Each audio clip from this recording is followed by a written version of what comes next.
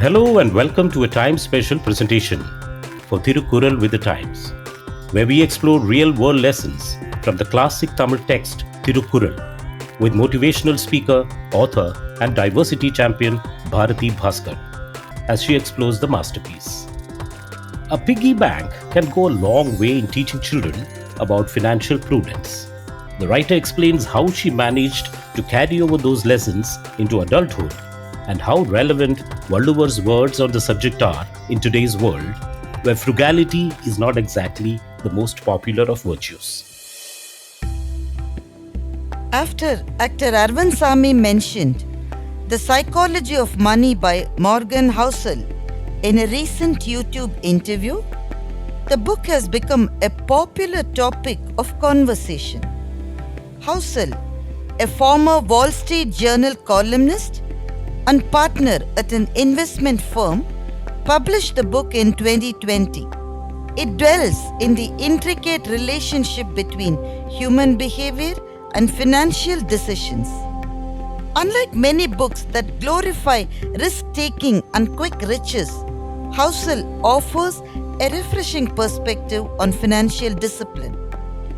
One of my favorite sections in the book discusses the virtues of modest living.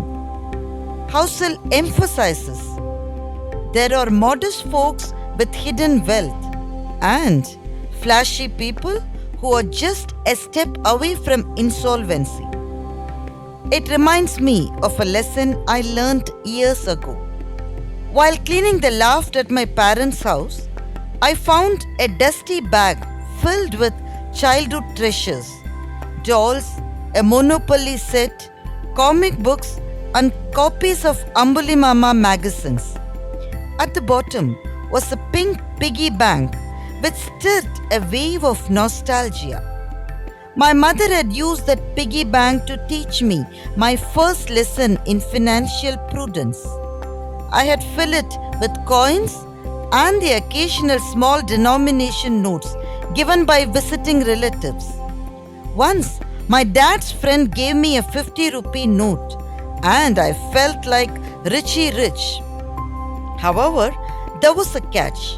I could never access the money without my mother's permission, as she held the key. Whenever I wanted an ice cream or a new bangle from the John Fancy shop on Triplicane High Road, Amma would ask a series of questions. If it wasn't a need, but a want, she would deny the key. She also had a clay piggy bank, a undial, which had no key. It could only be broken open for emergencies. Each month, Amma made us deposit a 10 rupee note in it, reinforcing the idea that savings should only be used when absolutely necessary. As I searched for the undial in the loft, I realized it must have been broken for one of those dire emergencies she always spoke about. Reflecting on this, I realized it was the best financial advice I ever received.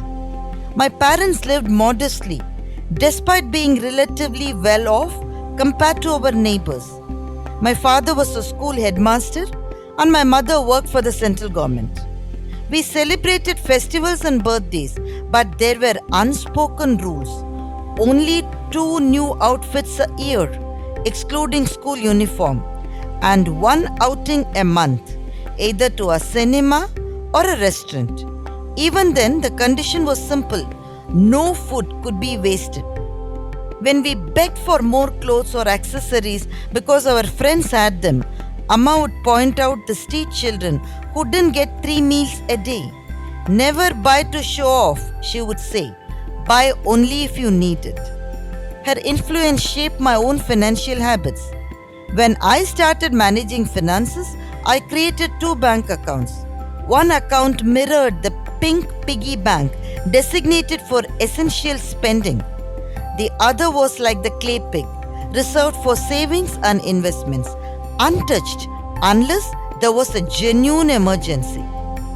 As I look around today, I see how difficult it is to instill this financial discipline. Our homes are filled with things, bags, purses, food items, gadgets, clothes, shoes, growing exponentially as children grow. In many houses, opening a wardrobe will cause at least 10 dresses to fall on our heads. Frugality, once a guiding principle in households, has been replaced by a culture of excess. RBI's recently published data reflects a sharp decline of 7% in household savings of Indians. Yes, frugality is not just a personal financial strategy, it is also a societal imperative for sustainability. Understanding the difference between need and want helps curb unnecessary consumption, which adds little value to our lives.